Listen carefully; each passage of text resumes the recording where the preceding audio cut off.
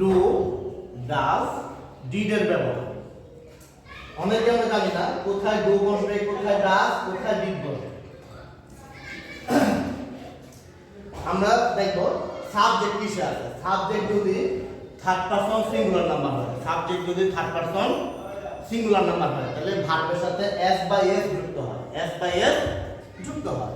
আর যদি subject first person বা second person হয় তাহলে ভার্বের সাথে এস বাই এস যুক্ত হয় না।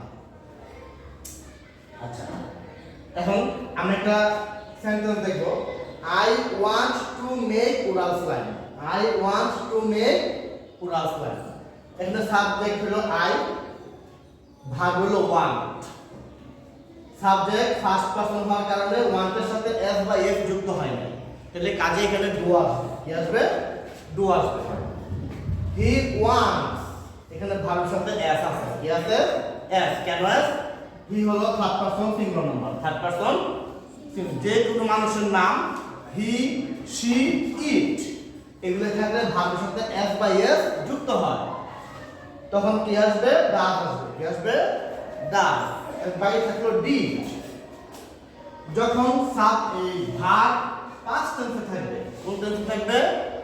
পাস্ট টেন্সে থাকবে, তখন ডু বা ডাজ আসবে না, তখন ডিড আসবে। কি আসবে?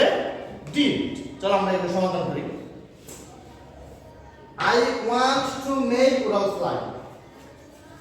উড়াল স্লাইম কি একটা বস্তু বুঝাইছিলাম? বস্তুবাচক হলে আমরা কি দিয়ে প্রশ্ন করব? হোয়াট দিয়ে। কি দিয়ে? হোয়াট। তারপরে আসবে কি? ভার্ব, তাই না? তাহলে what, W H A T, what. এখানে এই অক্সিলারি ভার্ব আছে? Am, is, are, was, were এগুলো আছে? নাই। না থাকলে তখন এগুলো আসে। এখানে যেহেতু অক্সিলারি ভার্ব নাই, ওয়ান্ট আছে, ওয়ান্টের সাথে কি এস বাই এস যুক্ত আছে? নাই। আই হচ্ছে কি ফার্স্ট পারসন, তাহলে এস বাই এস আসবে না। এস বাই এস না আসলে কি আসবে? ডু আসবে। What do, what do you want to make. What যে প্রশ্ন যখন কি আসে? বস্তুবাচক। হোয়াট অক্সিলারি ভার্ব নাই, সেজন্য কি আসলো? ডু আসলো। হোয়াট ডু আই কি হয়ে যাবে? You. What do you want to make question mark.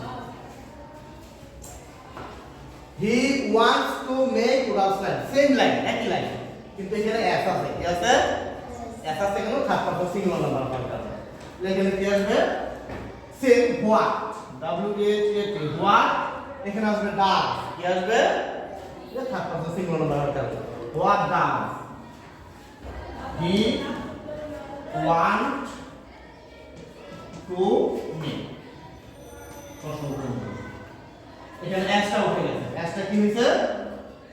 কেন? এই যে এখানে এখানে এসেছে। ঠিক আছে? তারপর হলো did. He wanted to make উড়াল স্লাইম। এটা কি পাস্ট টেন্সে আছে না প্রেজেন্ট টেন্সে আছে?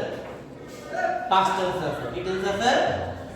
তখন অক্সিলারি ভার্ব হিসেবে কি আসবে? ডিড আসবে। তাহলে what did, what did he want, W A N T, want to make.